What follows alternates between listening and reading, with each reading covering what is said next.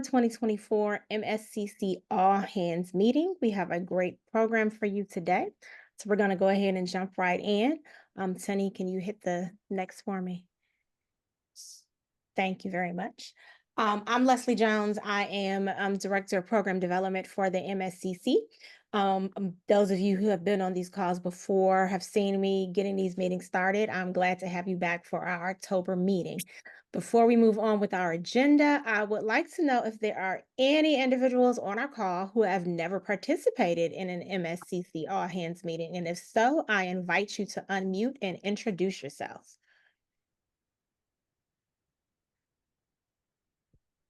Well, I can go first. I Okay. am Dr. Elizabeth Jean Brumfield from Prairie View A&M University. I'm the Distance Services Librarian and the head of the Northwest Houston Center Library. Thank you and welcome. Yeah, I'm Naveed Zaman. I serve as the Dean for the College of Natural Science and Mathematics at West Virginia State University. I have attended a meeting in DC a few months back, but this is my first online. We're glad to have you. Thank you. Hi, everyone. My name is Dr. Muhammad Khairi. I am in Jarvis Christian University. Thank you for calling in from Texas. Hi, I'm Maria Lorette Rice from Stillman College. This is my first time, and I'm looking forward for this workshop. Thank you. My name. Right.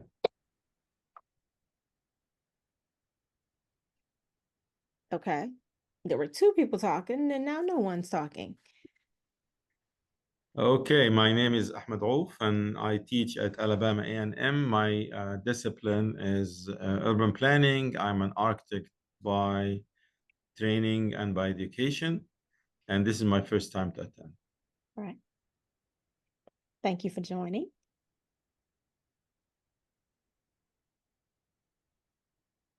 My name is Carla Clift, and I am the Director of Library Services at Drake State Community and Technical College, and this is my first time attending.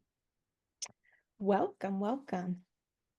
So those of you who are in Alabama, we expect to see you all next week. Is there anyone else who would like to introduce themselves before I move on? All right, so thank you for those. Go ahead, somebody speaking. Yep. Go back, Tenny. Thank you. All right, so those of you who are new to us joining, hopefully this will not be the last event from Excuse me, Leslie. Yes. I think the Firefly, I've been trying to get rid of it, but it's on. Can you remove it? Yes, I'll get it removed. Okay, thank you, Tenny. Thank you.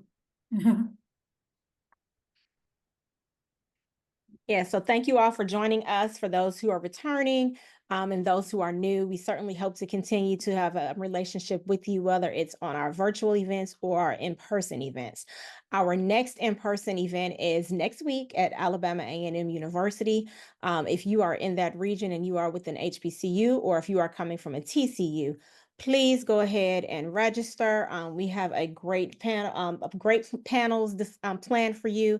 There's also a student event for any of you who work with students who are interested in research or technology in any way. It's a great opportunity for them to come in and learn. And so join us next week on the Hill in Huntsville, or technically Normal, Alabama. Additionally, I'm going to give you all a minute just for those of you who want to call and you can go back, Tenny. Thank you. Give you a second in case you want to scan that so you can do your registration, and then I'll move on.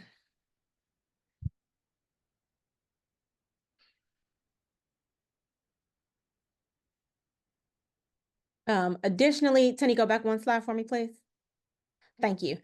Just a quick note, our next all hands meeting will not typically, we meet on the fourth Thursday of the month at noon. Because of the holidays in November and December, we are combining those two, and we will meet on December 5th 2024, at 11 a.m. Central Time, 12 p.m. Eastern Time. We are working on planning that right now, but it will be on December 5th. It will not take place on the end of November like we typically do, just because of the holidays. One more thing to note before I forget, in addition to that, we are planning our annual meeting. Oh, Tina, you already have that, right? Yes, I will Okay, get to thank that. you. I Give me- did. There we go.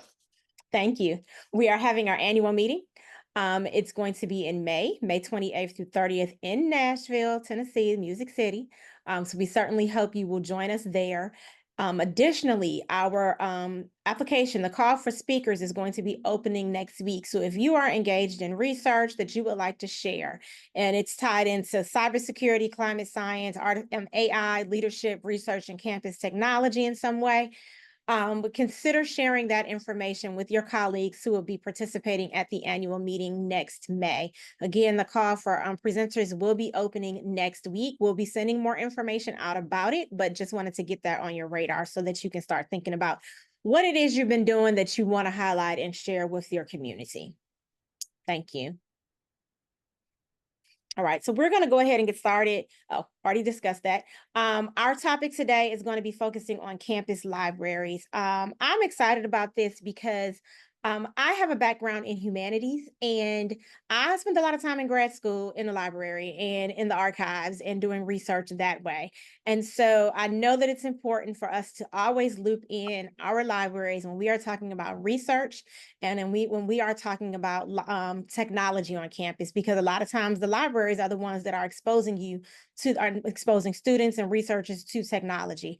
So we're going to be having a discussion about that. We're very excited to have some great people on our panel to lead, engage in this conversation. And I'm going to hand off now to Stephen Bollinger, who is a librarian at North Carolina A&T State University. Stephen has been very active with the MSCC, and so I'm grateful to him for taking this on so that he can lead this discussion with the level of expertise that he has. So Stephen, go ahead, and I'm going to step back. Thank you, Leslie. We really appreciate you inviting us today, and it's been great working with you. And many of you have encountered me either at one of our events or with the cybersecurity community of practice. And as many of you realize, I hope, libraries are not just consumers of technology on campus. We are active in cyber infrastructure, in research support, in areas where we directly support the research enterprise of your university and beyond our traditional ways. So we do have two of our panelists who are going to give brief presentations about their particular organizations. And so I'm going to start off by introducing our first presenter, who is Ms. Shanae Willis, who is the program manager for the HBCU Library Alliance. And she has some slides for us and is going to do a very brief presentation. We will then go to our next presenter, who will have some slides, and then we will start the panel discussion.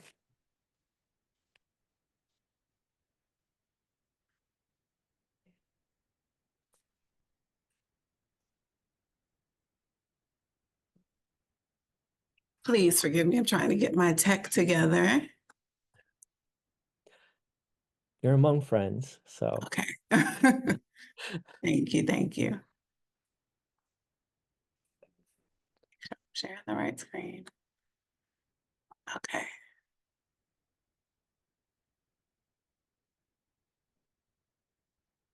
Oh.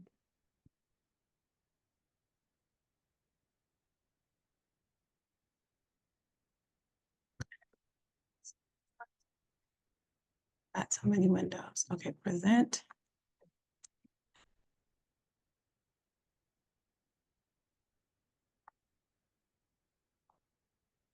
Okay, are you all seeing that?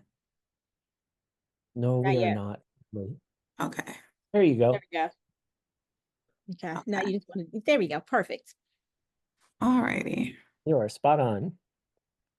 Okay, I just want to minimize this so I can get my notes. I'm glad to be with you all this morning. Thank you again for the invitation. And my role is the program manager for the HBCU Library Alliance. I provide support for professional development for our members. And as a two-time graduate of HBCUs, this is work that is really meaningful and deep to my heart. The HBCU Library Alliance is a consortium that was founded in 2026 and became a nonprofit 501c3. It was actually organized in 2002 after a meeting of a number of library deans and directors who noticed that there was not a place for deans and directors to gather and talk about the unique challenges that HBCU libraries face. The mission of the Alliance is to transform and strengthen its membership by developing leaders, preserving collections, and planning for the future. Some of the projects that the Alliance has that support that work include a summer preservation conservation internship program for HBCU library students, which puts students in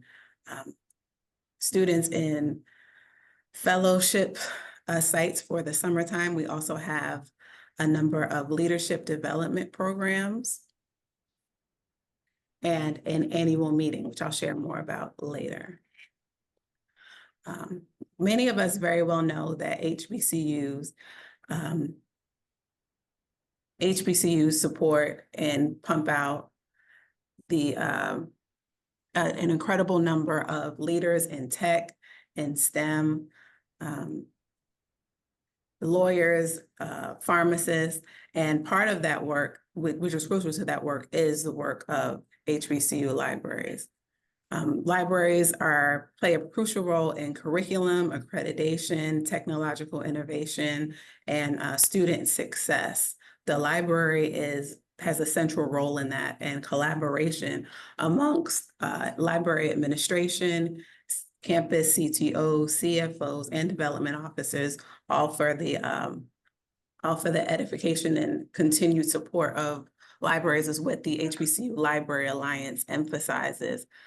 Cross-functional collaboration is really essential to ensure that HBCU libraries are hubs of scholarly communication on campuses, and that we are able to help meet institutional goals related to accreditation, student success, and the ongoing pursuit of cutting-edge research. Our member libraries are not only custodians of African-American history, but also key drivers of technological innovation. As repositories of historical archives, these libraries foster both academic excellence and cultural preservation. However, for us all to truly capitalize on the digital edge, libraries need significant investment in modern technology infrastructure, including digitization initiatives, open access repositories, and scalable platforms that all provide greater visibility to unique collections and research. Despite their importance, HBCU libraries face critical challenges, particularly around funding. Financial constraints limit their ability to upgrade technology and expand digital collections, which are, quite frankly, key elements in providing students with a world-class education, being able to do research and scholarship. Financial constraints also affect staffing levels. Many of our member libraries have lone arrangers where the library director is filling the role of archivist, metadata librarian, in addition to sitting on all the required university committees. So that in turn impacts their ability to maintain and expand digital archives and support faculty research and offer other essential services. Without proper funding, the entire campus ecosystem suffers when the library suffers, from accreditation risk to limited support for scholarly output. And we've seen both of those situations with our member libraries.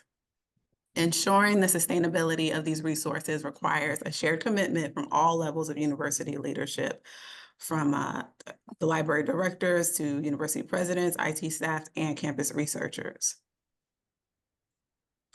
In today's rapidly evolving educational landscape, collaboration across departments is crucial. For instance, IT departments must partner with library staff to integrate new digital tools that enhance the student learning experience and drive innovation and scholarly communication. HBCU libraries now have maker spaces, game rooms, in addition to digitization, and students expect to be able to participate in new scholarship that involves artificial intelligence and other open access tools. In July 2023, the Alliance conducted a membership survey to gather feedback for designing future programs and professional development opportunities. The responses highlighted several critical areas for development, including the need for innovative technology solutions that serve the entire campus community. Libraries are increasingly called upon to provide digital access, yet they lack the resources and infrastructure to meet these expectations. The Alliance is developing several strategic partnerships aimed at advancing the preservation of HBCU history, enhancing library technology infrastructure, and improving archival practices through collaborative training institutes. One example, just this past spring, the Alliance partnered with a funding organization to announce a rapid funding initiative to support digital transformation projects at our member libraries. This program provided funding for only 5 innovative projects totaling $42,000. The projects ranged from digital university archives to providing professional development for staff.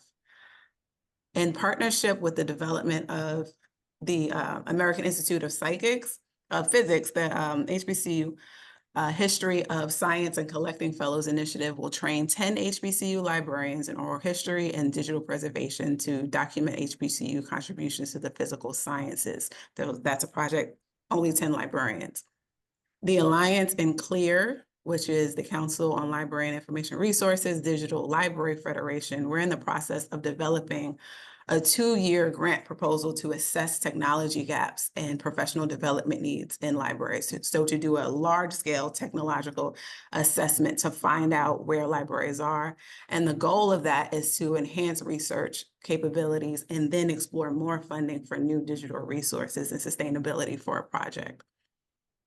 We're also collaborating with a group called the Community Archiving Workshop to provide feedback on a proposal that would offer in-person training on audiovisual preservation methods to improve archival practices across the consortia.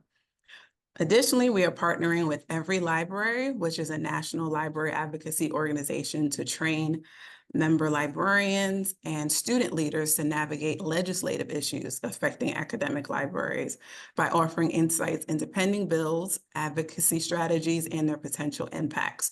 So with that partnership, we're hoping to empower librarians to advocate up and across using student leaders to help advocate on campus for additional funding. And Every Library typically is known for their support of public libraries. It's not as often that we talk about how major bills impact academic libraries, and there's so much at stake for individual librarians to get involved in advocacy at the state level. But we are positioning that training in a way that is more so about the campus environment. And using language that does not put our librarians at risk.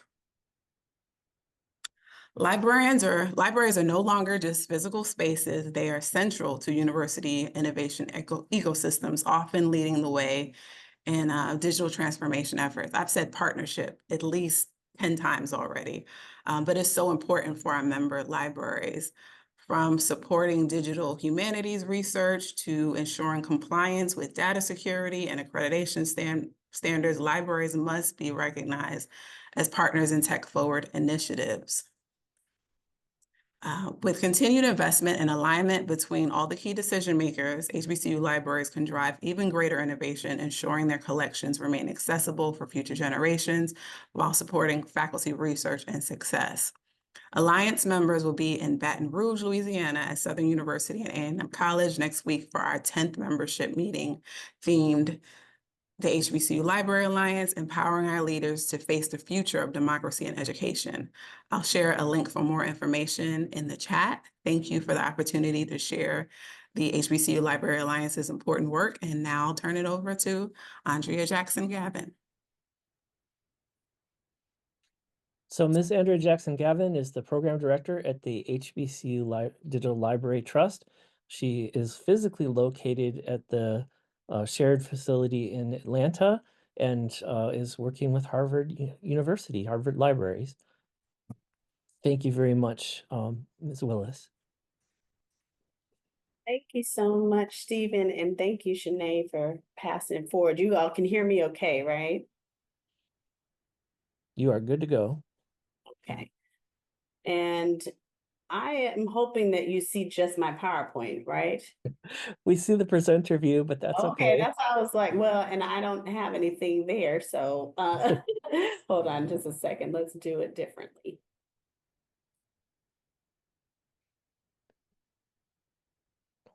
Show me because I don't have anything there for that. Hold on.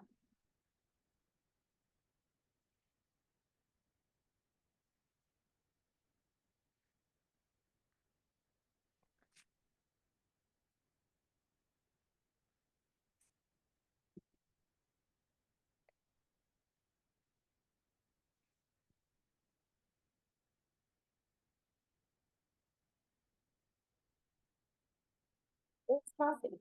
Hold on just a second.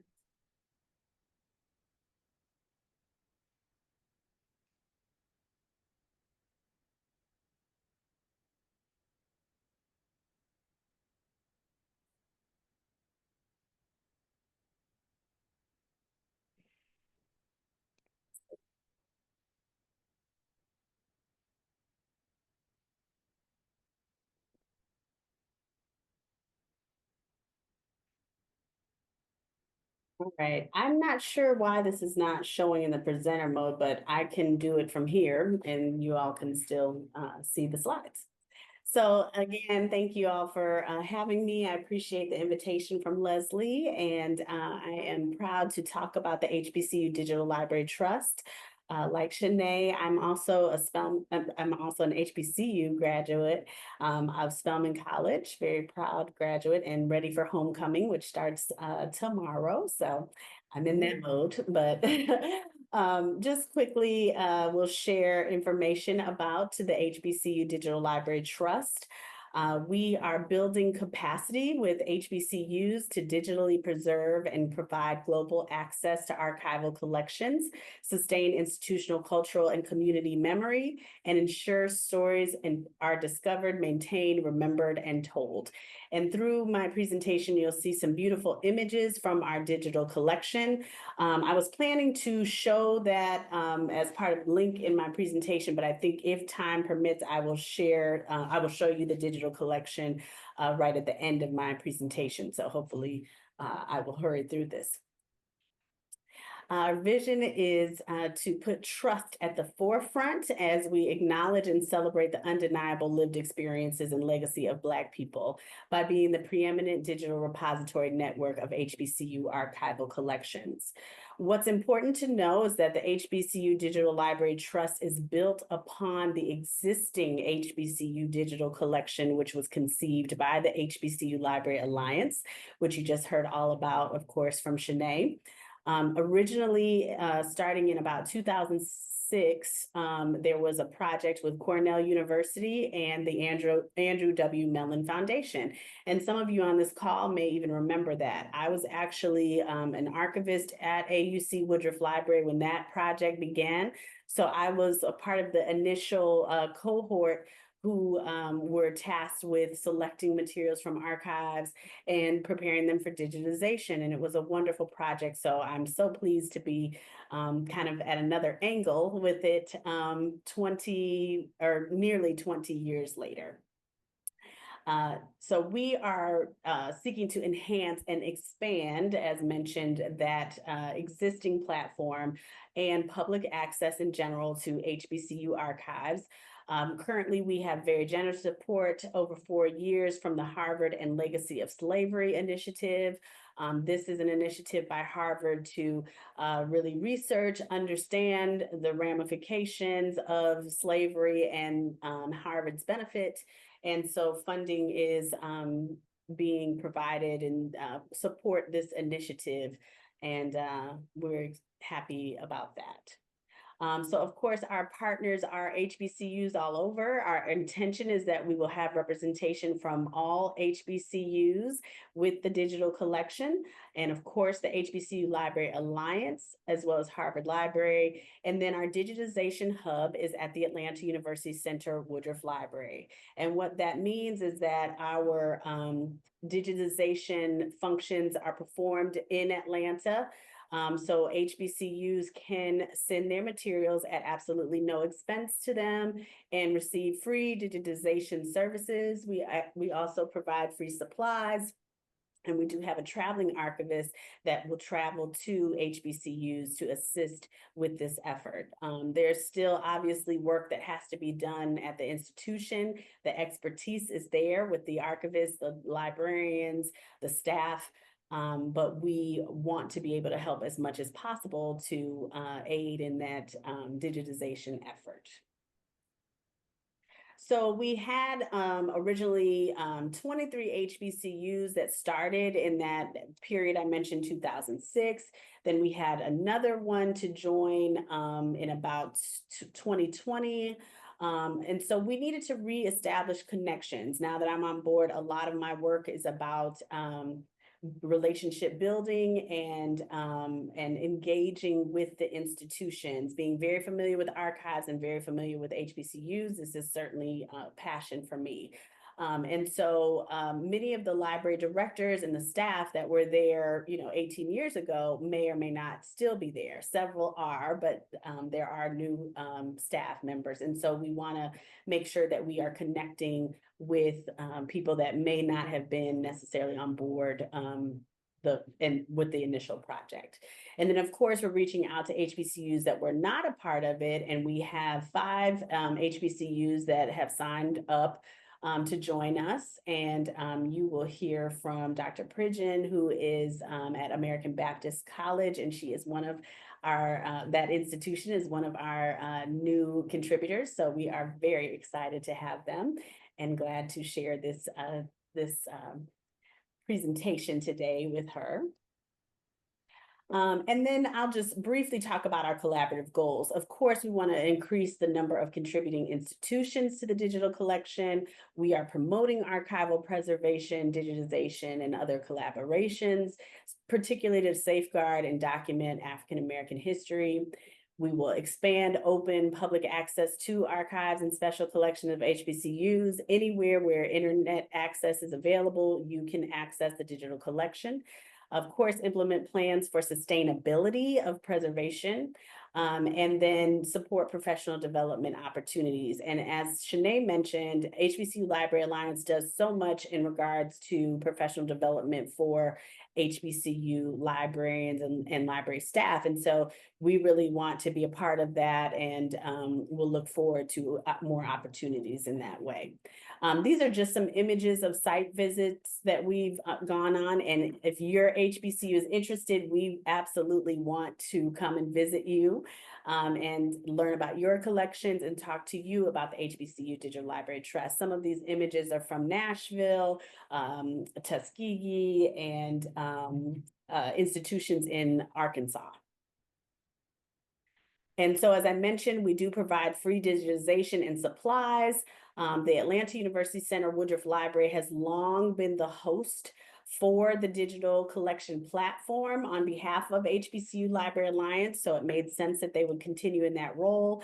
And they also, of course, manage the ingest of digital files and all of that. And the metadata help to formulate that with our partnering institutions and advise and maintain the long-term preservation, of course. As mentioned, the traveling archivist can come to an institution and assist with inventorying, selection of materials, and basic preservation techniques. And we will continue to cultivate a network that has already really been established by HBCU Library Alliance, with a particular focus on archivists and special collections staff, and continue to work on professional development in mutually beneficial ways. This is just a quick image of the digitization hub at AUC Woodruff Library. And so you can see, I won't read this slide just for time, that there's lots of equipment here that works really well. And then for AV materials, we also send those to a very trusted vendor, and it works out very well. I'll skip through this, but you can see there's been a tremendous uptick with page views for the digital collection. We aren't seeing any of these images on the slides. Oh no. Are you serious? Yeah, we see the title card. We aren't seeing the pictures that you're sharing. Because of this doggone presentation. I don't know why this is not working. Thank you for letting me know that. Well, just for time's sake, I will move through, and I know that Tenny has my slides, so I'm hoping that means that they will be sent out to everyone. I'm so sorry about this. I'm not sure why you can't see this, but They will be shared. Okay. Here we go. Now we can see it. Okay. Yeah. Now we can see it. Okay, thank you. I'm sorry. I'm totally frazzled by that. I apologize for that. So, of course, I won't waste any time, but I'll kind of slowly click through here. I am so sorry. I apologize, you all. I apologize for that. It's totally fine. You're doing great. So yeah, so just a quick mention that we've had over 1 million page views, of course, during over 14 years, over 10 years that we've been collecting analytics on the digital collection. And I just wanted to share with this group that this is a content DM platform. And so we will be partnering with OCLC as they are enhancing content DM and moving to a cloud-based platform. And so what we are excited about is that even though AUC Woodruff Library kind of, manages that relationship, all, HBCUs that are involved in the initiative will have an opportunity to engage with that, or, providing feedback, giving edits, etc. And so we definitely want our HBCUs at the table. Also, we are transitioning from Alabama Digital Preservation Network, transitioning to that from MetaArchive. Some of you may be familiar that MetaArchive is making some changes. And so we are excited to join other HBCUs in Alabama with this digital preservation network. All of this is important because it's a digital collection, but we need to ensure that it has longevity, long-term preservation, etc. And I will leave you with this, and I am so sorry I missed some of the other pictures, but as mentioned, it will be shared with you as well. And so I'll leave you with this lovely Miss Southern from 1980. That is our site, HBCU, thehbcutrust.org. I will put in the chat the digital collection link as well, because that's really the most important thing about this presentation. I'm sorry, just for time's sake, I may not have a chance to show you that digital collection, but it is openly accessible. There are 25 institutions whose materials are on that site. You can go to it and research it. You can use it for teaching, learning, your own scholarship, and please feel free to pass it forward. We want people to utilize this collection in a major way. So thank you for having me, and I look forward to further discussion. Thank you so much. And good news, we don't have any more slides. Now is the panel discussion, so we don't have to worry about any technical stuff. So I do want to introduce our additional two panelists. Dr. Elizabeth Jean Brumfeld introduced herself at the welcome, but she is the Distance Services Librarian and head of Northwest Houston Center Library for Prairie View A&M University. And then we also have Dr. Angel Pridgeon, Director of Library Services at the American Baptist College's Susie McClure Library. I do see a hand up. Yes, can I ask a question quickly? I'm sorry to interrupt that. Yeah, about this is the first time I heard about both of these, consortiums or library services. One question I have is, I would like to share that with our library people, and just because I never heard of that we were partner. Secondly, The HBCU Trust.org, I mean, it does not load anything. It says bad gateway or something. So I'm not sure if the URL is correct or there is something wrong with my access or whatever. It's coming through for me, okay? Did you put the in front of it? The HBCU Trust.org? Okay. I think there was something on my typing probably. Yeah.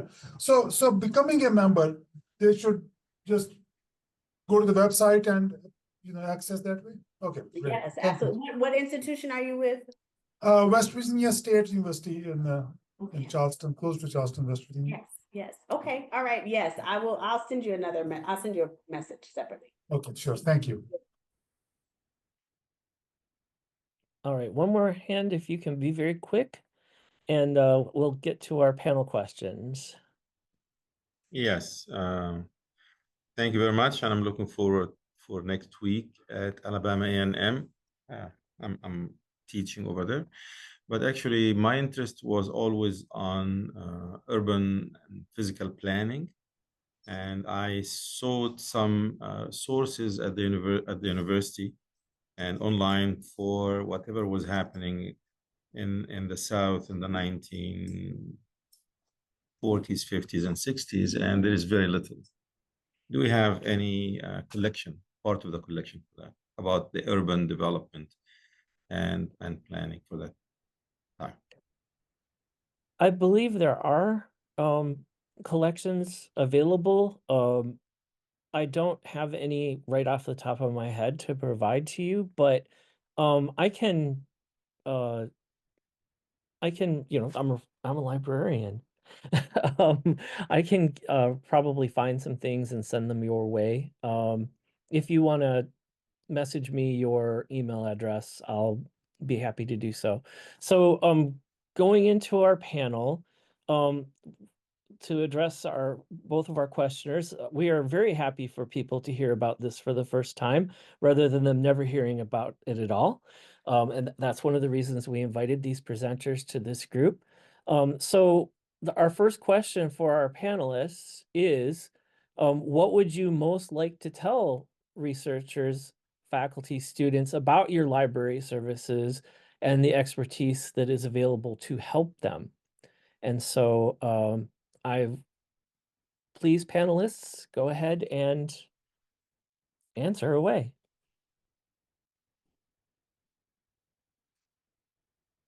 Well, I guess I can go first. Again, I'm Dr. Elizabeth Jean Brumfield from Prairie View A&M University. And I think what I would like to tell researchers, faculty, and students is to reach out. And not just for the traditional searching, but to reach out for assistance with things such as the grant writing, technology. A lot of researchers are reluctant to look at librarians as technology experts, or that we have knowledge in those type of those areas. But we do things other than just searching for articles. We are involved in research data management. We are involved in grant writing. We are involved in AI and a lot of other types of other areas. And all of these functions are within the library, and generally they are free. You get assistance, but if you don't ask, you don't reach out, then you don't get the help that you need. So that would probably be the first thing that I would tell our researchers. I would like to add what Dr. Brumfield is saying too, and it's very true, is that we are not just, people kind of misinterpret what librarians are. and they don't fully understand. They think some of the stereotypical, we read books all day, we're organizing books, that there is no information technology experience coming from us. And there's quite a lot in one of my undergrad programs. I went to Drexel University, and I had an iSchool, and we were under information technology at Drexel. So we know metadata, resource description, we know about infrastructures and usage, and a lot of us have a familiarity with how our electronic resources should look like for back users and end users, and that we can help troubleshoot those. I think sometimes in my experience being here for only 2 years, I am, as what Andrea and Shanae also knows as well, a solo librarian. I am a one-man army. And so a lot of times people, they like to reach out to other departments thinking that's the correct department. And I'm like, no, I'm also information technology too. So sometimes we bridge that gap, because I have a very small information technology department here. It's made of, I would say, like 1.5 full-time employees. And then we have a consortium with another HBCU. So a lot of times when people reach out to them, they don't quite understand what it's saying, like what the users or researchers want. So they come to me. So it's a collaborative effort. And I just want people to kind of understand that we're record keepers. We're connoisseurs of a lot of subjects, and we have a lot of expertise that we can provide, and that they should not be hesitant to reach out with any questions, even if it's an information technology question, because as you said, if we don't know it, we'll find out. Go ahead, Ms. Willis. I want to echo with what Elizabeth and Angel shared, and also give a bit more response to Mr. Ahmed's question about collections dealing with city planning. As a former university archivist, I would recommend going to the library and meeting with the archivist to look at collections like yearbooks that have advertisements for local restaurants in the back, or city directories. I partnered with, in my former institution, with the GIS department, and we looked at ads and were able to map some of the changes in grocery chains in the local city based off of student materials from the university archives. And you wouldn't necessarily think student programming would relate to city planning, but it was one way to look at the collections through a new eye. And I encourage you all, if you have questions like those, to go to the librarian, because they will be able to provide a different angle of research that you might not realize initially.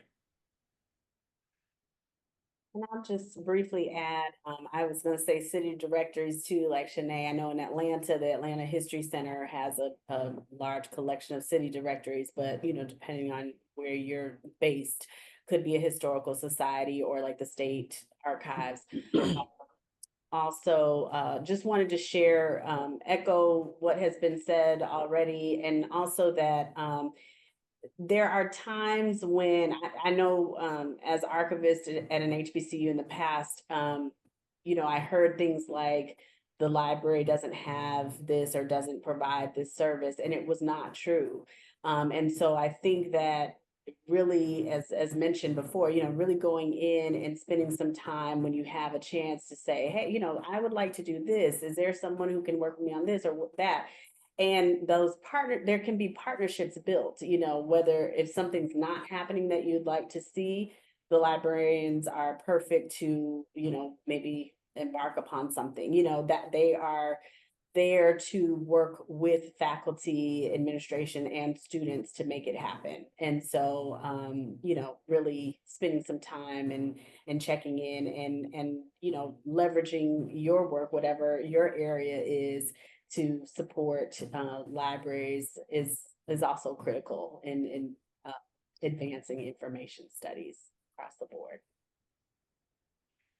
Thank you, panelists. So our second question, I will just take a moment to say that one of the things that we've encountered at A&T is that librarians have been critical conduits between information technology, cyber infrastructure kind of roles, and our research enterprise, because we have faculty status ourselves. So we apply for grants, we go through those processes as a user of the system, but we also have a lot of skills and abilities to assist others, including things. One of our panelists has done expert work in data management planning and assisting with that. So our second question for the group is, what roles do you see for the library and your library experts in the future of research and technology for your institution? I can start again. Well, I see the libraries playing the role as proactive and pre-research and brainstorming and forming research questions. It's kind of different from the traditional reactive and just in the searching. I see the library as engaging researchers during the early stages of the question formation. And instead of just merely responding to requests, we can guide students through the whole process, helping them to develop a holistic view of research. And that means creating workshops that emphasize critical thinking skills, encouraging researchers to look at diverse perspectives and different methodologies, and by providing tools like how to use the DMP tools for data management and things like this. And I think this, in collaborating with different departments on different projects, I think this collaborative approach would help to develop the quality of the research that students are doing or want to do, and also help them form other skills instead of just searching for articles. So that's my feeling. I had them all on this a little bit because, like I said, my library is very unique. I am a one-stop shop, and we are actually very small compared to other HBCUs. We actually have right now a total enrollment of 47 students. And so when you have such a small private institution, a lot of things come into play, a lot of adversity you have to face. So in the future, my number one advocacy is to collaborate and to create and establish a network or a hub.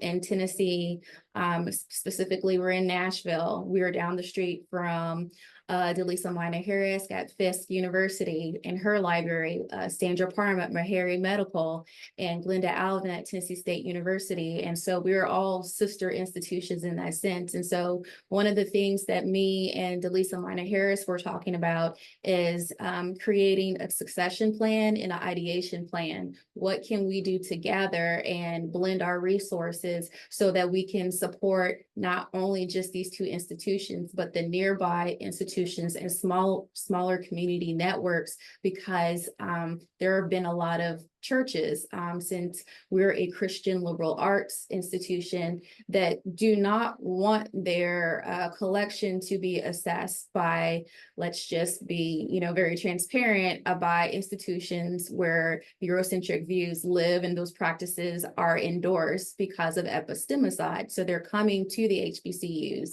looking for us to digitize, looking for us to help them support their infrastructure and to make their collections as well connected to ours, to make researchers, students, and faculty be able to research and have more usability. And so that's kind of one of our key points, is what can we do collaboratively? I know a lot of HBCUs, sometimes they like to do their own thing, but truly to survive and protect and to be able to do our Black reparative work in resource description and metadata to make our items correctly accessible for researchers, it really is a collaborative and community work. And I will say, with Andrea and Shanae, they have been wonderful. They've heard my advocacy. They've stepped in, they've gave me every resource known to man, and still have. I love them. They're like sisters to me, because we're in this fight together. And it's really causing a buzz on our campus and in our community, to the point where I know me and Andrea too had a discussion of how can we help these many Black churches that have histories pertaining to HBCUs that many people don't know, and urban planning and development. And so I think that's a essential goal, is how do we build a collaborative hub or cyber infrastructure network that can support not just us in our HBCU communities, but our historical Black communities as well. I want to go back to that too, as far as collaborative. We are doing a project on with 5 other institutions, creating a research data management module. And as you mentioned about the collaboration, we could not do this. We got a grant for $468,000. And we could not do it without the collaboration of the other universities. So that's very important, that going forward, I think we need to be able to work more with other universities. Well, I'm glad you're here, because MSCC is an awesome model for that. And I'm hoping that we have today sort of created some bridges and maybe seeded some ideas. We are at time. We're supposed to be taking questions from the audience at this point, but I would like my colleague, Dr. Brumfield, if you could talk about engaging with researchers for data management planning, data sets, research data management, or grant support, since I know that you have done extensive work in that. Yeah, as I mentioned, we are doing this research data management project. We will use environmental scans, student surveys, and then faculty interviews for five institutions: Texas A&M, University of Oklahoma, University Libraries in Purdue, and Nevada. We're including Prairie View is the HBCU. Nevada is the Latino Hispanic institution, and then the others.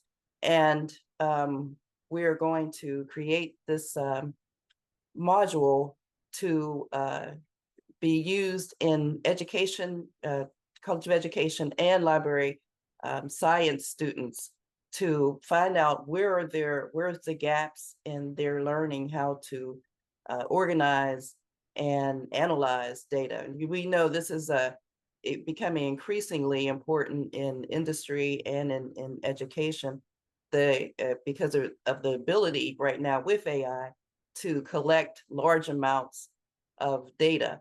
So we're hoping that this will make it easier for students. We hope to have a module that can be a template for other universities. Thank you so much. I do want to get a plug in that one of the things that libraries in general, but also libraries at HBCUs and MSIs have been doing, is helping researchers with research data management. Of course, many of you remember not so long ago, but it was a little while ago, that all the federal granting agencies imposed sharing requirements on the outputs of research. And many campuses, it's the library that's actually storing and preserving that data and making it findable. Again, with our expertise in traditional skills like metadata, cataloging, those sorts of things, those directly relate to preserving data and making it accessible for our funder requirements, but also for the improvement of our society and science. So do ask your library, even if you don't think they have it. If you ask them, they might be able to develop those services. That's one of the things that we do in a lot of ways, is listen to what our campuses are asking. So with that, we have a very few minutes left. I do want to thank our presenters in advance in case we have to cut off for time. Thank you so much for your time and energy today and expertise. And I will open the floor to more questions.